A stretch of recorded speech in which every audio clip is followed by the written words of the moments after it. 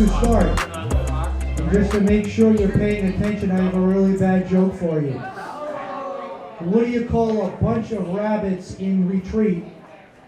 Anybody know this one? A receding hairline.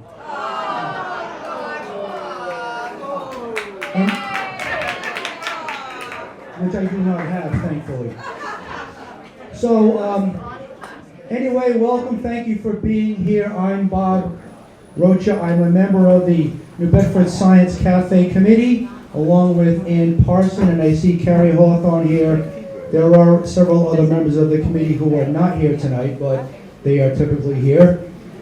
And we need to begin by thanking Nick and Stephanie and Heather for being open tonight.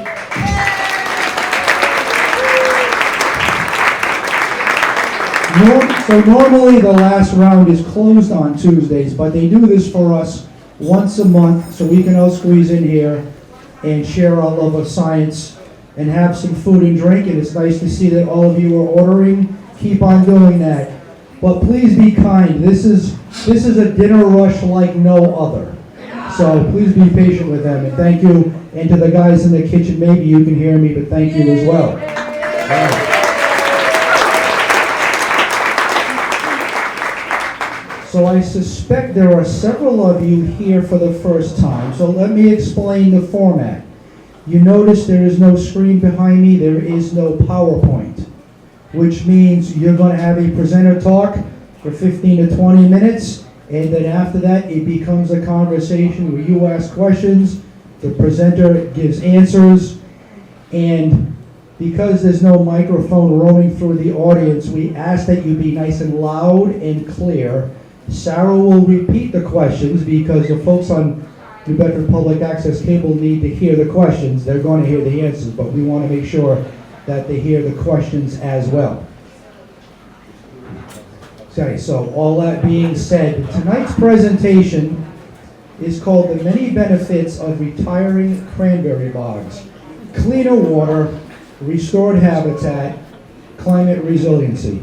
Oh, by the way, at some point tonight, I'm going to be walking around taking a head count, so don't think I'm trying to steal food off your plate. I'm just counting.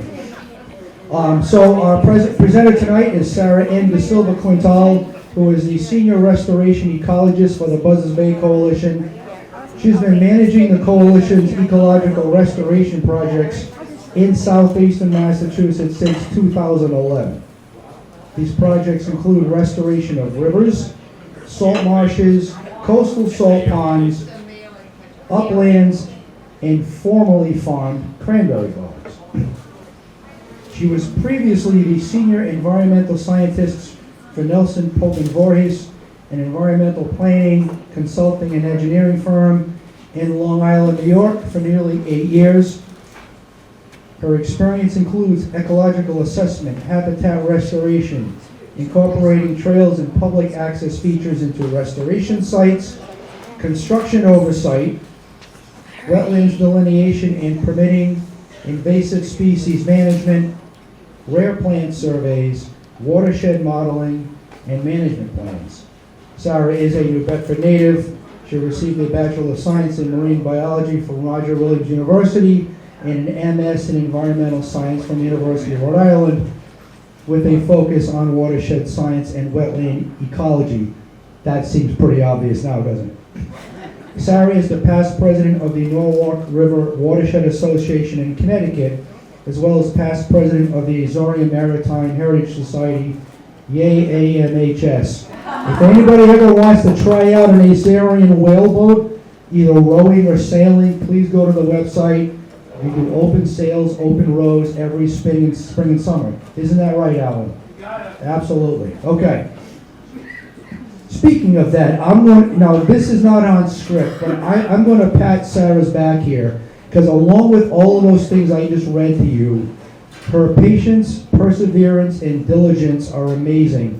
It is mostly through Sara's work that literally a month ago yesterday, AMHS signed the papers for a new home on Belleville Avenue. So 824 Belleville is our new home. We'll be able to put our boats there. Thankfully, she also found us a place this fall in a cranberry bog in Middleborough, in a big barn there. And if you have, and so to switch gears a tiny bit, if you haven't walked the sawmill property in Acushnet, when I was on the Acushnet Conservation Commission, we worked with Sara and the coalition to get that done, and that is totally transformed. It's a wonderful place to walk. I remember being there one Sunday night and watching a pair of otters go paddling past us, which is just amazing. So, I know you didn't come here to listen to me, so I'm going to introduce and turn it over to Sara Quintal.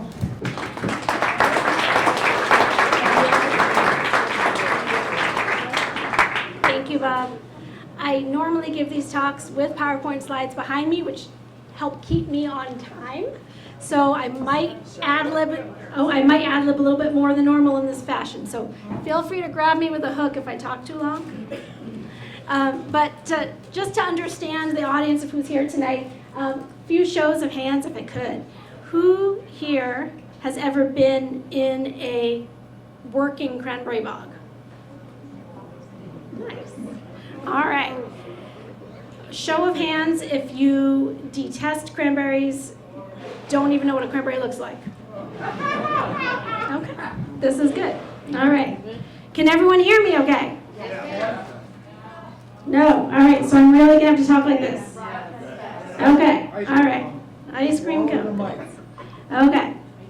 So, and then one more question. Who here has ever been to the Mattapoisett Bogs property that the coalition recently restored? Okay, so a good number of people, but not everyone. All right, so because I don't have slides and pretty pictures behind me, I just want you to envision a couple of things. So first of all, think about that delicious cranberry sauce on your Thanksgiving table. Think about the cranberry juice and vodka that you might drink from time to time. And think about those ocean spray commercials, right? Where you have that picture of just a looming crop of red in the distance. All of those things come from cranberry farming. And farming, the farming of cranberries really started back in the mid-1800s in Cape Cod, and it got really popular here in southeastern Mass and closer to our neck of the woods around Buzzards Bay in the early 1900s. But the natural, they really start as a natural cranberry bog, which those natural bogs really happen behind sand dunes, often on the back side of sand dunes where there's some good freshwater supply, but really sandy soils that are very well drained. That's where cranberry vines like to be. They thrive in sandy soils that have freshwater availability to them. So to create a farmed cranberry bog, how do you go from the backside of a sand dune to a bog? Where you're cultivating so many barrels that you can squeeze it into juice and put it into canned cranberry sauce. So the original wetlands that really started the heyday of cranberry bog farming oftentimes were created near freshwater streams and rivers. So many of these rivers and streams would be dammed. Sometimes they may have been previously dammed for earlier historical purposes, for woolen mills or other earlier mills, or there could have been other reservoirs created. But in a nutshell, cranberry farming needs a lot of water, so they're often situated near running rivers and streams. So the farmers would utilize that water source, and they would channelize it into reservoirs where they could store water so that they could then irrigate or flood their crops as needed throughout the year. And they might be irrigating during the summer, but also flooding their bogs in the winter for frost protection. They would use it at various points. So making sure that they always had a good supply of water was really, really important. Water had to be really highly managed. They would need to move it very quickly, particularly with things like for frost protection, where all of a sudden there's a cold snap in the future and you've got to protect your crop. So very water intensive, and the irrigation that they would use on those bogs often includes things like fertilizers and pesticides and fungicides, which, as you can imagine, is needed for pretty much any crop in order to create, to really have it be a viable harvest. So in addition to that, there's also another common practice of sanding the bogs. So every few years there would be layers of sand placed on top of the bog surface that would keep down weeds and also reinvigorate the vines at the same time, because these cranberry vines really do love sandy soils. So all of these bogs, they're highly managed, and their water is able to be highly managed through a very detailed network of dikes and ditches and pipes and irrigation tubing and flumes that have boards in them and pumps. Really, farmers are like plumbers in these systems, and so there's a lot of manipulation of water. And all of that ditching and then that sanding artificially drains the wetlands where these cranberry bogs were initially formed. So how do we create these or how are these bogs created? I just want you to understand sort of the layers of work that are involved to take these areas that were by these rivers and streams from being natural wetlands where the trees would have to get cleared, the soils would have to get flattened, the sand would have to get placed over the top, and then there'd be all of these sort of patchworks of dikes and berms and ditches and pipes and irrigation tubing that would get overlaid throughout so that that water could be very efficiently managed around the cranberry bog in order to have a productive crop. So for a long time, Massachusetts was the #1 producer of cranberries in the United States. The US is still the leading producer of cranberries in the world. However, things have been changing the past few years. So now, actually, pop quiz. Who here knows which is the other state that has now surpassed Massachusetts in cranberry production? We have some well-read people in this room. Wisconsin it is, yes. So land is a lot cheaper in Wisconsin. It's colder in Wisconsin. It is now easier to grow cranberries in Wisconsin than it is here in Massachusetts. So they have long surpassed us, and now we are #2 in the nation. We have about 23% of the crop yield in the US. And other countries are getting in on this as well. Canada is actually now the #2 top producer of cranberries in the world. And then other places that you might not have even heard of, but another pop quiz, what other countries other than US and Canada might you find cranberry production? Chile, Turkey, and Azerbaijan. Who would have thought? I don't know.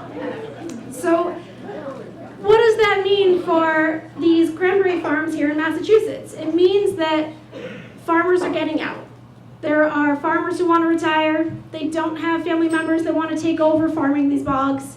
So what happens to these plots of land, these areas that were originally natural wetlands, but now have been highly manipulated for these farming purposes, but now nobody wants to farm them? There's some choices to be made there, and there's opportunities as well. And so that's what I'm really here to tell you about, is how we've been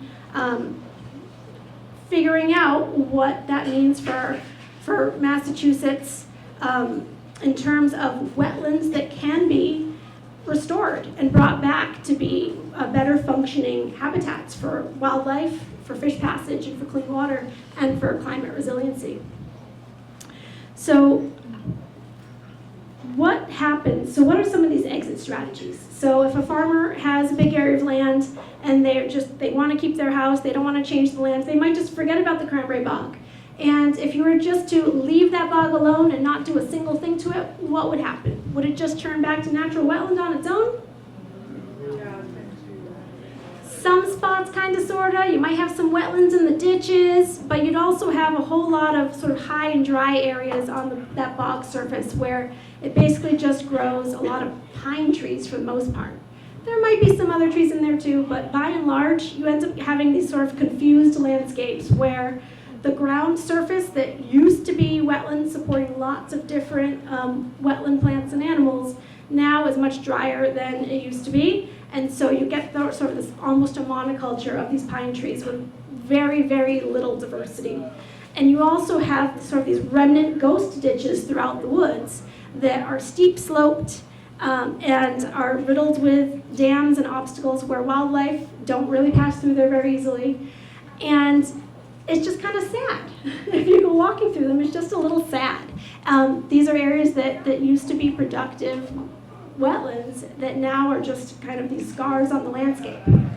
So farmers these days have options. If they're not just letting these areas go, they may be selling their land for development, because oftentimes these cranberry farms have a lot of upland associated with them as well. So they are valuable to that degree for residential development and so forth. But there's another option for these farmers as well, and that is entering conservation programs where that land can be permanently protected for natural resource values. And there are a myriad of programs that enable that to happen. And we at Buzzards Bay Coalition work with a number of those in order to help provide that type of exit strategy to the cranberry bog farmers who do want to retire and don't want to keep farming on those properties.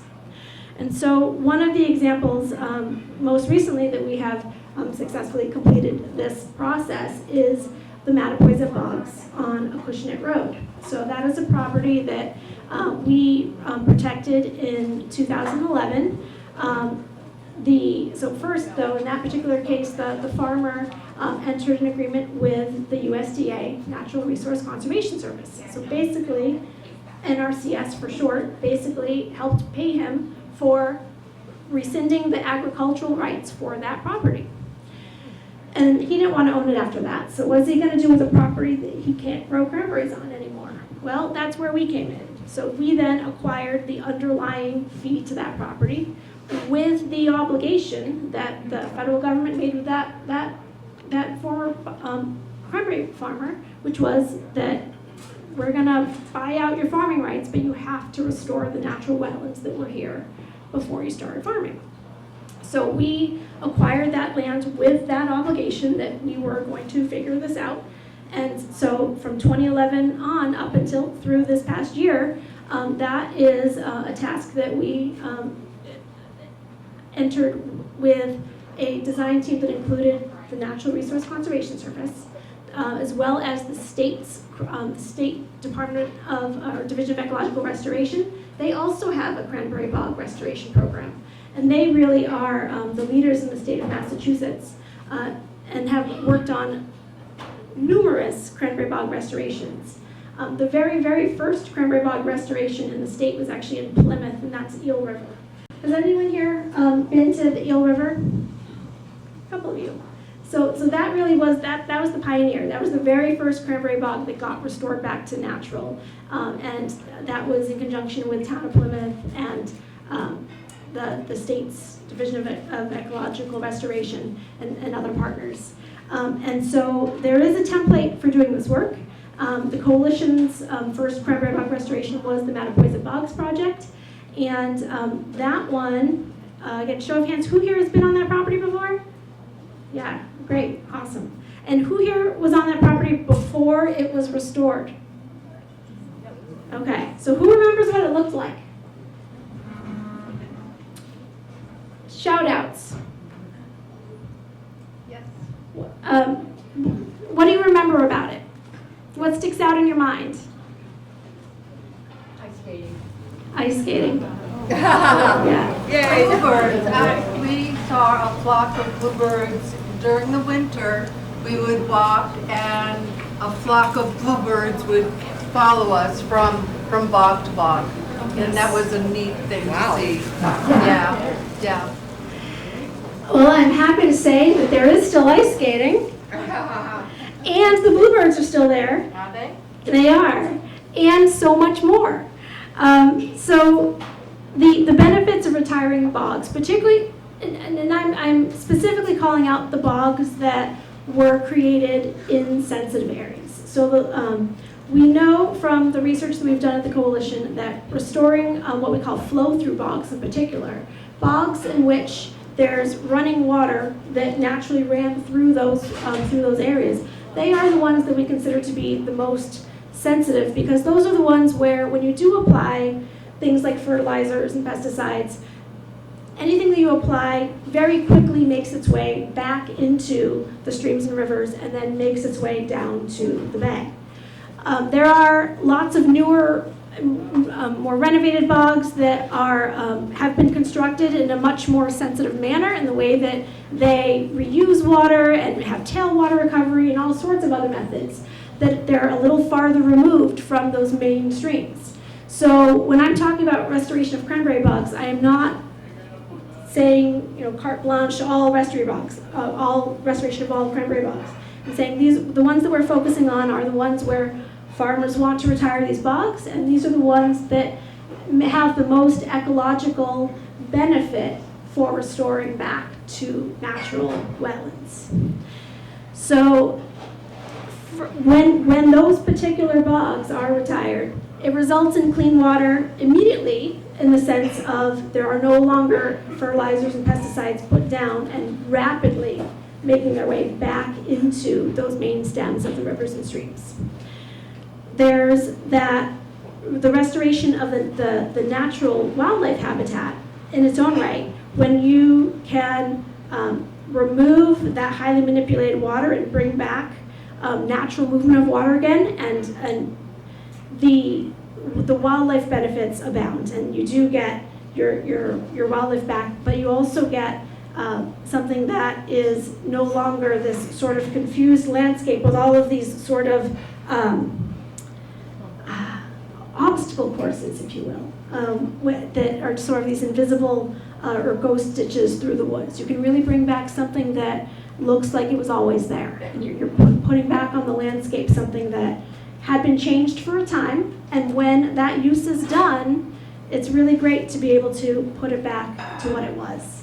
And that's what we're trying to do in these landscapes. What that entails is taking out all that agricultural infrastructure. And so when that Mattapoisett Bogs property was retired, the main elements that we focused on in order to bring back that natural again was removing large stretches of the dikes that were there that really kept the water contained in these squares. I like to describe it as a checkerboard. There were 13 squares across this property that all were like these individual boxes that water largely stayed within. They had a whole series of ditches throughout them that were dropping the groundwater table in relation to the surface of the soil. And those natural wetland soils were buried with 2 feet of sand. So over the years, any plants that were growing on the surface, their roots are farther and farther away from the groundwater table below them. So it's really hard to get wetland plants to want to grow when you're removing them farther and farther from the water that they need. So how do we fix that? We, in many cases, we scrape off that extra sand from the surface, and we use that to fill in those ditches. And so by doing that, we're helping to raise that groundwater table back up to where it once was, and lowering that artificial elevation of the bog surface so that those plant roots will be able to find that groundwater again. And the other thing that's incredible when you scrape off that sand, or in some areas we even just need to mix up the sand so that those organic rich soils underneath get distributed throughout some of the sand that's there, and it helps bring back the moisture, and it also brings back the seeds. It is incredible to me how seeds that have been buried for 100 years, as soon as they see the light of day again, they bounce back. And we didn't even have to seed the surface of those bog cells because those seeds were there. And essentially what these restorations involve is giving nature a nudge to repair itself. So we removed all the irrigation tubing. When we removed that sand, all the irrigation tubing comes out. All of the pipes and flumes get removed, and we let water flow more naturally again. So instead of these squares where it's all tightly confined and it has to be managed, it's able to flow between these areas again. And with that natural flow, the animals also come back. And so through all of that, we see a much more natural transition from those formerly farmed cranberry bogs to the adjacent uplands where we have reseeded the uplands with native grassland, these what we call sampling grassland habitats, which are also in decline. So it's sort of like a win-win. You have these sites with really, really sandy soils that there are a ton of native plants that can grow. And so we're restoring kind of two habitats in one, the original bogs and those upland grasslands, which is really wonderful. So at Mattapoisett, we started construction late October 2023. The majority of the work was finished by the beginning of May 2024. And then we had another phase of work that started late in the summertime, and we were able to have our grand opening the week of Thanksgiving, which just seems so apropos, cranberries and reopening this former cranberry bog site. So there's certainly climate resiliency elements to all of that, and that many times when you're restoring these systems adjacent to these rivers and streams, you're also restoring the river floodplain. And so these areas are able to absorb large volumes of water that can get better absorbed into the soil and percolate down into the underlying groundwater aquifer, where they then replenish that aquifer, which is used for everything from drinking water to ensuring that there is flow into our rivers and streams. It's bringing back that whole natural cycle. And one more layer to all of that, the other thing we always do try to do on all of our restoration properties is also make it better for people by layering in trails. And so at that site, we installed a series of 5 bridges and 2 boardwalks that improve about 2 miles of trails on the property itself that really enable visitors to walk through that restored ecosystem. And that all connects to about 8 miles of trails in total on our Mattapoisett River Reserve, which is a network of many conservation properties throughout the Mattapoisett area. So on that note, I want to say thank you for all who have visited and for coming here tonight, and I'm happy to take any questions.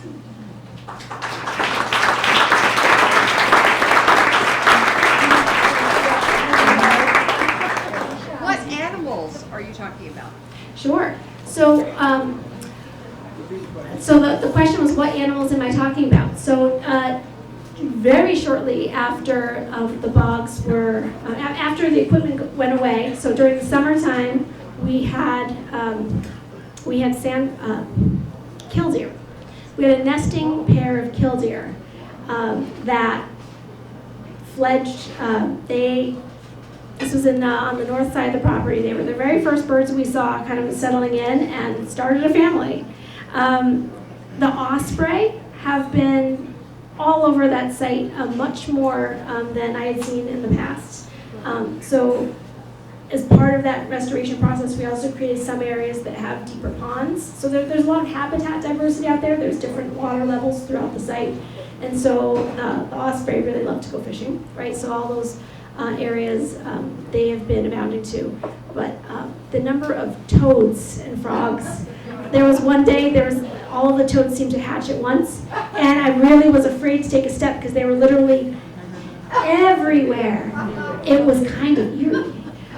So the wildlife have certainly, they have been bouncing back really beautifully. How long does it take to clean the soils? You know, I know that cranberry farming is quite chemically based. How long does it take for that area to be cleaned out? So the question was, how long does it take for the soils to clean themselves after farming stops? So many of the chemicals that were used, in my understanding, how these projects, many of these projects have been extensively studied for years. Sites prior to ours have done a lot of analysis of this, and a lot of the things that are put down are very water soluble. So they basically, they go in, they go out. The ones that stick around for a longer time tend to get really bound up in the soils and then just don't move. By the time we started any construction, more than a decade had gone by. So if there was anything there that was going to move, it would have moved out in the span of that time, because just the nature of what was getting applied. And the wetlands, the biggest function of wetlands is how they clean any water that comes down. So many of these sites receive water from upstream. So water that's coming down, so in this case like Trips Millbrook, for example, comes down. And so this site really absorbs those excess storm flows from those properties and gives it a chance to settle. And so anything that's in that stormwater coming down the pipeline has a chance to settle and get absorbed by the plants that are there and become stable as they then more slowly percolate into the ground. Yes, Alan? So on the property, have any of the natural cranberries reestablished themselves in areas on the property? Can you repeat the question? Sure, yeah. So the question was whether or not there are any natural cranberries that are still reestablishing themselves on the property. We will be doing vegetation monitoring for at least 3 years out there. We did the first round of monitoring this past summer. So literally within 3 months of the restoration work at the bogs being completed, we were seeing really, really good vegetation recovery all on their own, again, without any seeding on the surface of those bogs. And we did see cranberries still there.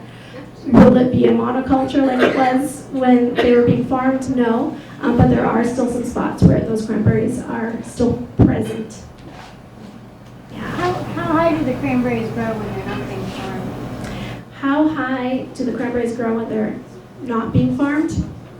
They're pretty low lying. They're low trailing shrubs. So I think on a good day, I'd say, probably less than 4 inches. They're pretty small. Sarah, Yes. you mentioned that pollution that the fertilizers create in the bay responsible, the cranberry farming is responsible for a certain percent. Can you talk about that a little?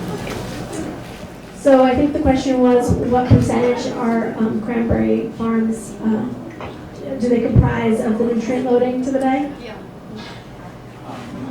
Good question. I do not readily have that off the top of my head. I think that's something I can certainly follow up with you on. But I can say there certainly have been estimates, and it varies from watershed to watershed depending on how many of those bogs are in those most sensitive areas, like the ones that are those flow-through bogs, which we know do contribute the highest nutrient loads to the bay.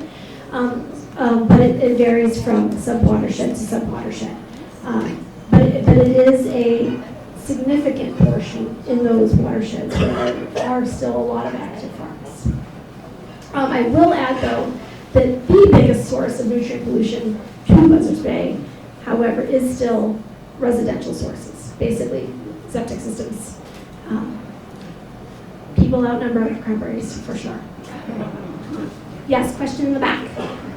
What happens if salt water gets into the bogs? Great question. So what happens if salt water gets into the bogs?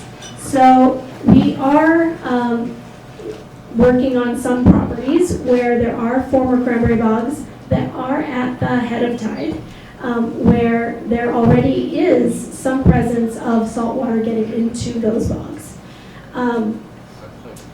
Those require a little bit of a different approach than the approach I just described at Mattapoisett. So Mattapoisett, there is no salt water getting into those particular bogs because they're high enough up the river. They probably won't ever see salt water. But there are several bogs still that are already seeing it and will be seeing more salt water in time. And so those we're sort of treating as salt marsh restoration projects. Whereas here, it's more of a freshwater restoration. Oh, go ahead. I was just going to ask you, can you grow cranberries in salt water? So the question was, can you grow cranberries in salt water? Not well. Yes.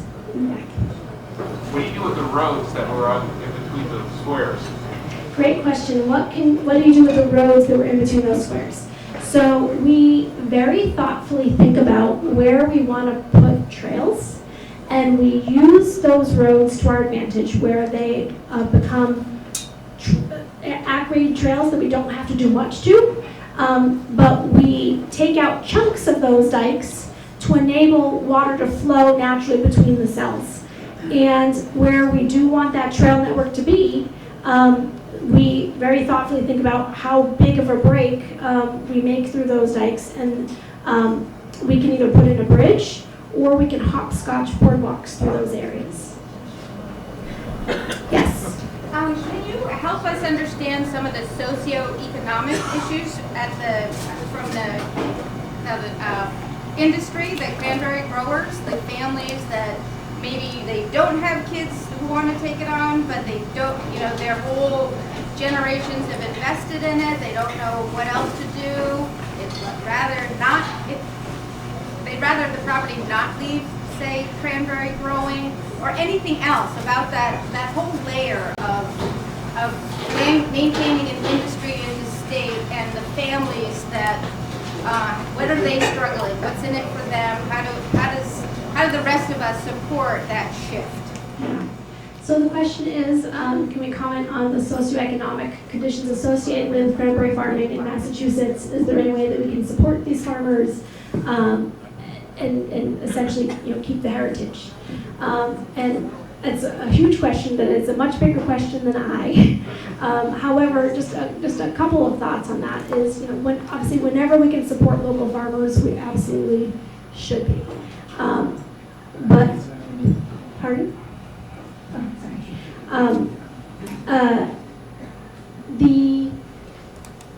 The reality of it is that it's getting harder and harder to farm cranberries in Massachusetts because land is expensive. The margins with what a barrel of cranberries brings in relation to what it costs to grow those cranberries is getting tighter and tighter, and so it's not something that it seems a lot of new people want to be getting into. And that's something that's common to so many farmers across this country. I think that's a much larger question with just how broken our food system is in a lot of different ways. There could be a whole lot of talks on that. But that certainly is a real and present issue with cranberry farmers included. So the exit strategies for those that decide that they don't want to continue farming, that's what we can help with. And what we can help is how can we connect those farmers with resources that gives them an exit strategy. So in some cases, that's us working with farmers where if they do want to put their land into conservation, can we figure out a funding mechanism with grants, whether it be federal, state, local, or some combination thereof, where those farmers can get paid a fair value for that property. But if there's a homestead on that lot, can we carve out some of that land where they can continue to live on that property, but the rest of it can go into conservation? Those are the types of ways that we welcome having discussions with any farmers who want to contemplate that, because there are programs for it, and we've successfully navigated many of those grant programs. And one of my colleagues who works on exactly that is in the room tonight. So there are ways that we can work with our farmers to make sure that they have one exit strategy that we can assist with. Is that we'd rather that happen than see many of these properties just get developed. Yes. A friend of mine recently put out a cranberry growing. I think he had 5 acres, but one of the major reasons that affected him is the growing international market, which drives the price down. The more abundance there is, supply and demand. The other thing is he's growing old cranberries. the new hybrids, they produce like 3 times per acre what his cranberries can grow. If he's limited to a certain amount of acreage, it all comes down to dollars and cents. You know, you keep putting the same inputs in, but if you're not making those margins of profit, it doesn't make any sense to keep throwing money down an empty hole. So the comment was one of those socioeconomic factors, particularly for farmers with small acreage, is that there's tough competition. A lot of these bigger cranberry farms, that are more of a conglomerate, where they have several properties with a lot of acreage, they have the ability to plant a lot of different varieties of cranberries, both the older varieties as well as newer hybrid varieties. And there's still a lot of research that the USDA's Cranberry Experiment Station that's based in Wareham, that's one of the things that they're always looking at too, is things like pests and new cranberry varieties and so forth. And so when, how just as you would think about how you look at your 401k portfolio, you want to be diversified. The same is true for farming. You want to diversify with a number of different crops or a number of different hybrid varieties that in a bad year, if you get affected by a particular pest or a particular fungus or a particular drought or whatever, you don't lose your entire crop because different varieties will react differently to those stressors. But when you have small acreage, it's harder to do that. And renovating those bogs to the newer varieties can be really, really expensive. Some of the costs we're hearing now is from fairly small acreage. It could cost $1 million, $2 million to renovate a new bog. You're never going to see a return on that if you have a small area. So those are some of the struggles that particularly the smaller farmers are facing. Yes. How do you control invasives coming into the bogs after you've cleaned them up, such as Phragmites or porcelain berry, or there are so many others? Yeah, so the question is, how do we stay on top of invasive species once we've restored these sites? So the answer to that is it's something that we pay particularly strong attention to in the first few years immediately after restoration. As with any major construction project, you want to really make sure that the native plants are given the best foot forward. You want to get those native plants established quickly, because once they're established, they will help outcompete the invasive plants better than if you were to just let it go and just kind of Wild West. So on our any of our restoration sites, we intensively monitor for at least 3 years. So every time we do that, we are taking note of how many species of natives, how many, if any, species of invasives, and if we do find invasives, we do spot treat as needed.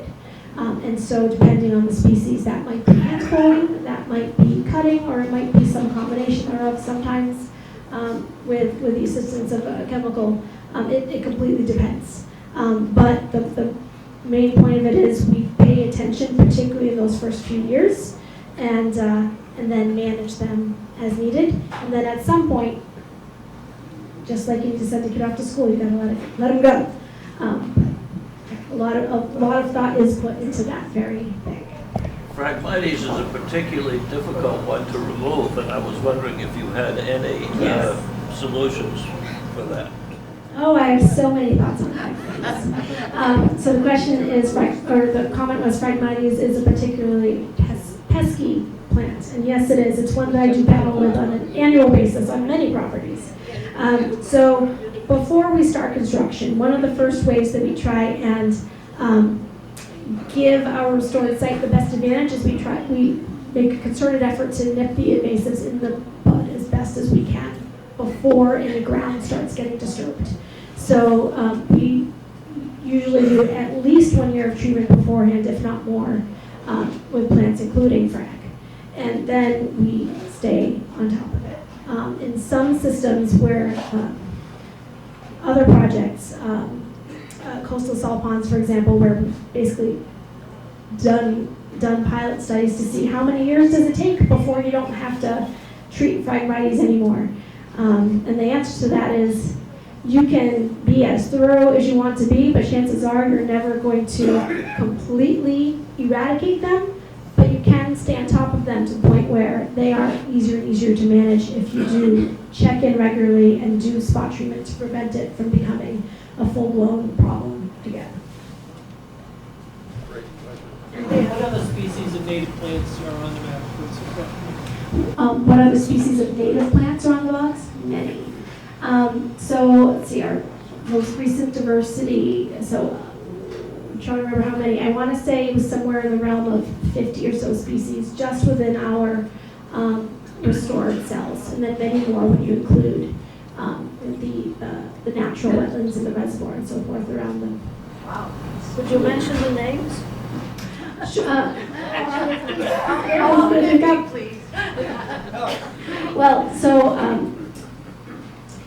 let's put it this way. So as far as like so there are many of the species that were there before are still there. So a lot of the shrubs, for example, so we see a lot of sweet pepper bush, alder. There is a lot of bushy bluestem, which was there beforehand, but now it's one that's very characteristic to cranberry bogs, which is interesting. And I love that it continues to last post-restoration. A lot of woolgrass, a lot of Scirpus cyperinus.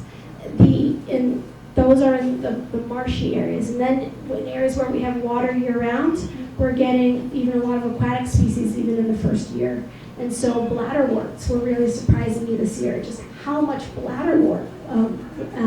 There's a short window in which they flower, but they have these beautiful little flowers that they're very dainty, particularly when you're looking at them side by side with a lot of the white water lily that is also there as a floating emergent. So there's that's just a handful, but if anyone wants a full botany list, just let me know. I'm happy to send it to you. Okay, yes. I have a question on a sideline. Sure. Who determines hunting season? And we walk there every day, and to have hunting season there is very disconcerting to me. It doesn't seem to be family friendly. There were people lying in the grass in camouflage. Who determines that? Is that the state? Do you have any say in that? So the question was, who determines whether or not hunting is allowed on these properties? And that is, it's a tough question because there's a lot of different viewpoints on that one. So on this property, there was hunting allowed there even before we took ownership. So there had already been hunting that was sort of established there, and sort of hunters that were sort of, they came with the territory, if you will. And to go in and completely rescind hunting without any good explanation would be very challenging as well. So essentially, the take that we have on our properties is that hunting is allowed in accordance with state regulations. So we don't really make the call. We let the Massachusetts regulations for hunting really dictate what happens on these properties. And really it comes down to proximity to residential homes. There is a minimum distance that hunters do need to stay away from homes in order to be hunting in accordance with state law. Tough question. It is a tough question. Yeah. Thank you. Sure. I think we have. Just, You mentioned shrubs, etc. What trees other than pine do you expect? yeah. So pine is mostly what comes back when you have so what the question was, what trees do we expect out there? So in an unrestored bog, pine and white pine and pitch pine tends to really dominate the plant scene, and that varies from cell to cell depending on just how wet of a cell it is. But with restoration over time, in the wetter areas of the site, so areas that see more water for longer, you'll see a lot less tree growth in those areas, and they'll tend to be marsh for much longer. In the drier parts of the site that only see water sometimes in those restored areas, there red maple and black gum will be your dominance. But this area in particular, before the Mattapoisett Bogs property, property became cranberry farmland, it was mostly red maple swamp. And you can really tell that based on the red maple swamp that's immediately on either side of the property. So there certainly was red maple there before we did the restoration, and in parts of the site that will certainly continue. We expect more than the pine. Yes? It's my understanding that the majority of the cranberry bogs are part of the consortium. If that is in fact the case, is there an effort by the consortium to keep these bogs alive and not let them go So I think the question there was that there is a consortium of cranberry farmers, and are they basically helping to keep these bogs in production? So I believe you're referring to the Cape Cod Cranberry Growers Association. So there is sort of a support system for farmers in that I don't know the ins and the outs of it, but I do believe they are somewhat of a help to each other, as well as in conjunction with the UMass Cranberry Experiment Station, because they do share a lot of research and information with growers. How much of that support extends to exit strategies, I don't know. Yes, in the back.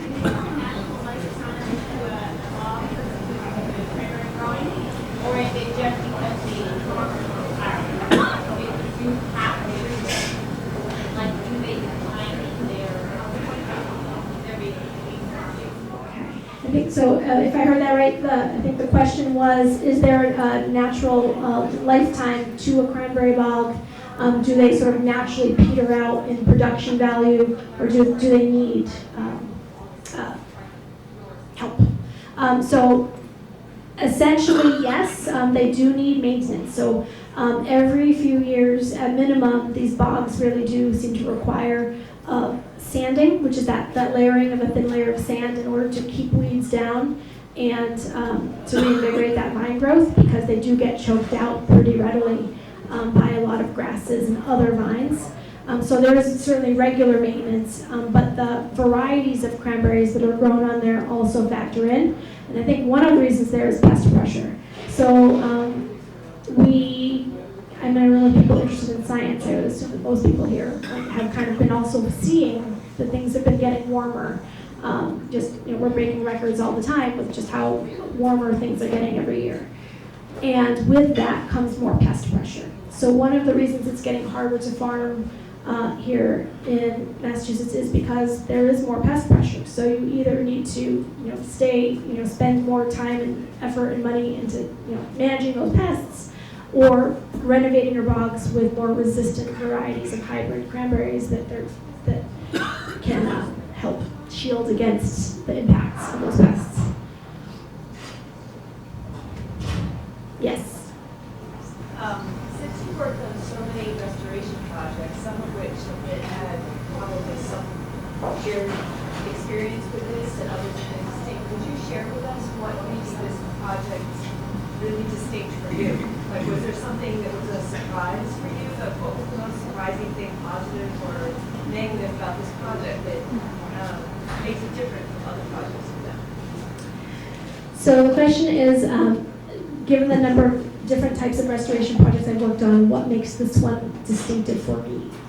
And there's always lessons learned with any project. There's always surprises that you come across, particularly during construction. And I will say, we spent a lot of time planning these projects. I'd say every major restoration project that I've been involved with has taken a minimum of 10 years to get to completion. It's a labor of love, and yeah, persistence is key, Bob. I'm a persistent person.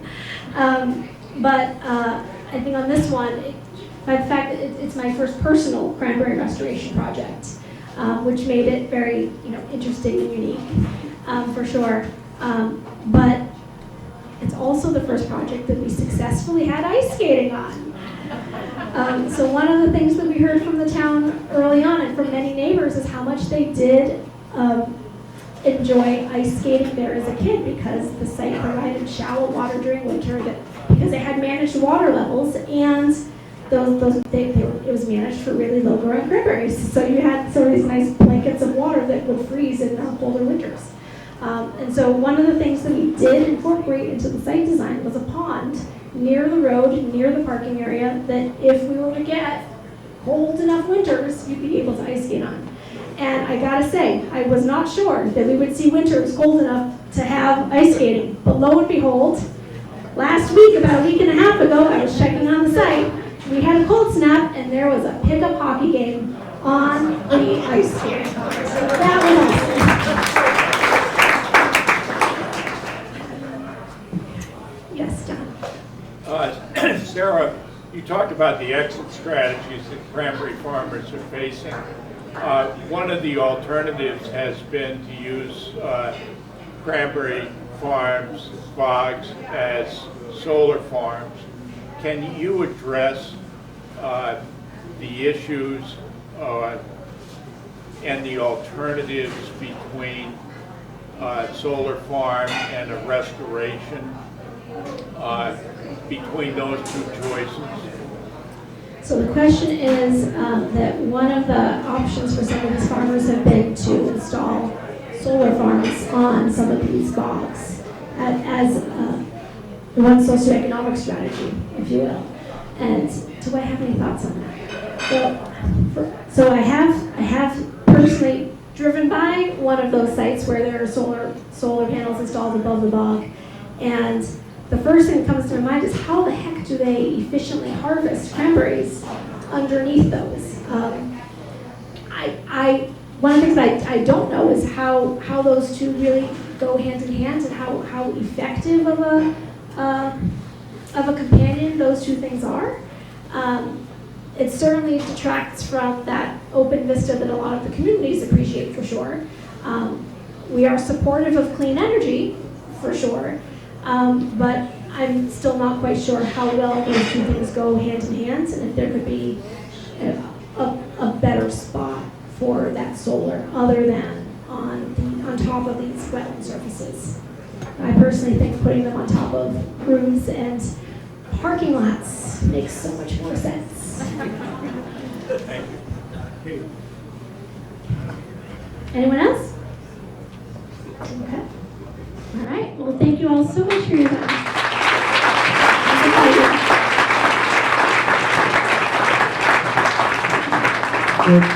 Before I make my next comment, I need to, hey Heather, is the kitchen still open? Because I think Sara wants to put in a food order, so let's make sure we get her fed. Thank you. Okay. So anyway, again, let's hear it for Sara. Fantastic job. And let's thank again Nick and Heather and Stephanie and all the crew here at the last round.